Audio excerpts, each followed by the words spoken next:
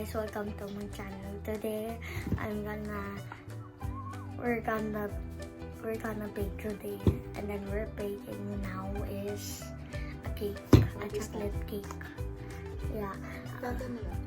Betty Crocker super moist dark chocolate cake. If you want to know how to bake this cake, keep on watching and subscribe and like the video. I will start in 3, 2, 1.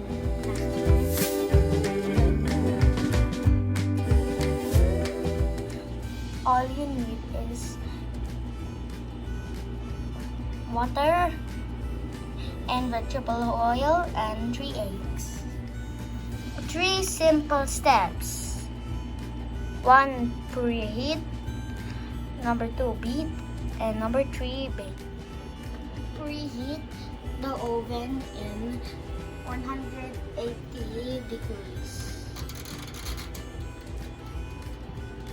Boom. Ask mommy to help you. Ask your mommy. Ask your mommy to help you if you're a kid. And careful this one. This is the cake mix. We'll use this from our Then we will pour here. we will pour in this bowl. Oh. First step, put the butter in the bowl.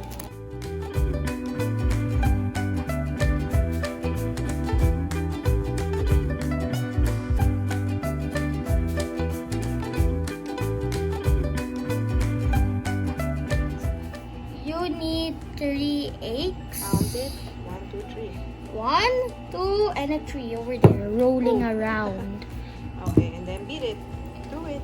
Okay, 1, 2, 3.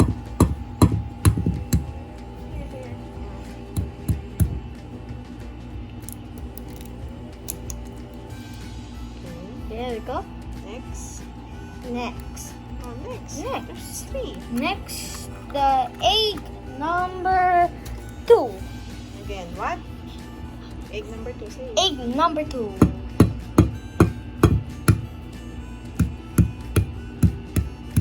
Oh.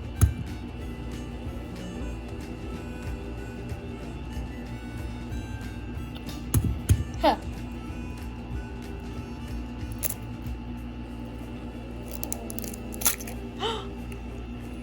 Okay, egg number 3.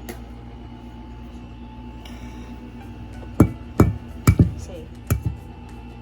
Next. Next, we'll put in the mixture. Boom, boom, boom. All. Okay, so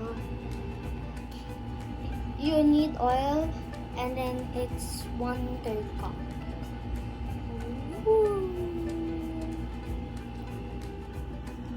And then it's ready to mix.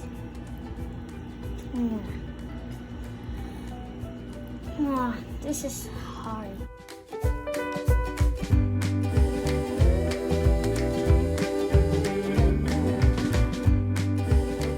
This is the craziest part, everyone. Be careful.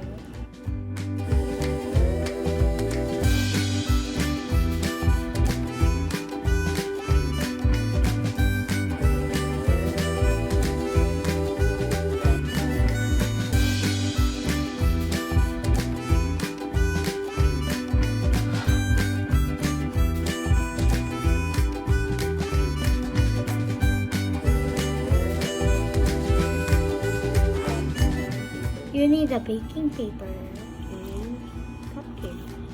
and Baking cups. baking cups Where?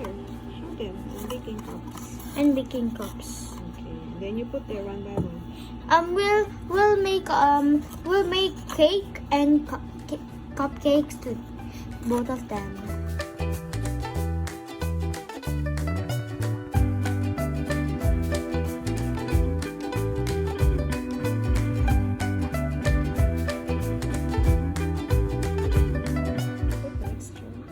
Put the mixture in the cup for the cupcakes.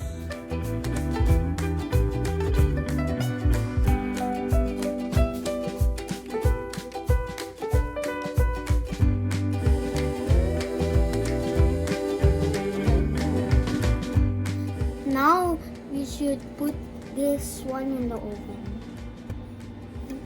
Ask your mommy to help Ask your mommy to help to open this because it's hot. because it's hot.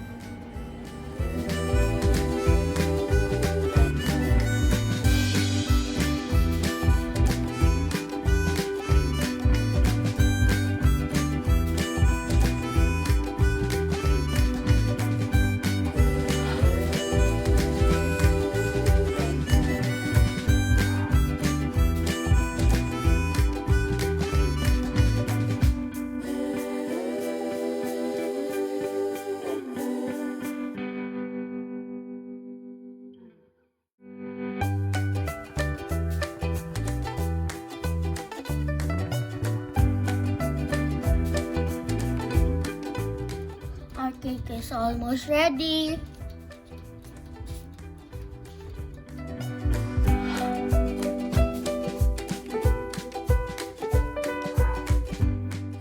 And we're done. Please subscribe to our video and also like. Bye guys. Now I will try.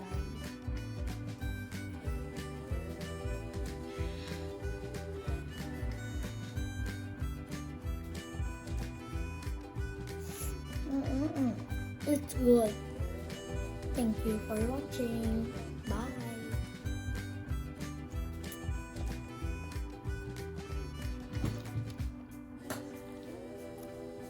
Bye.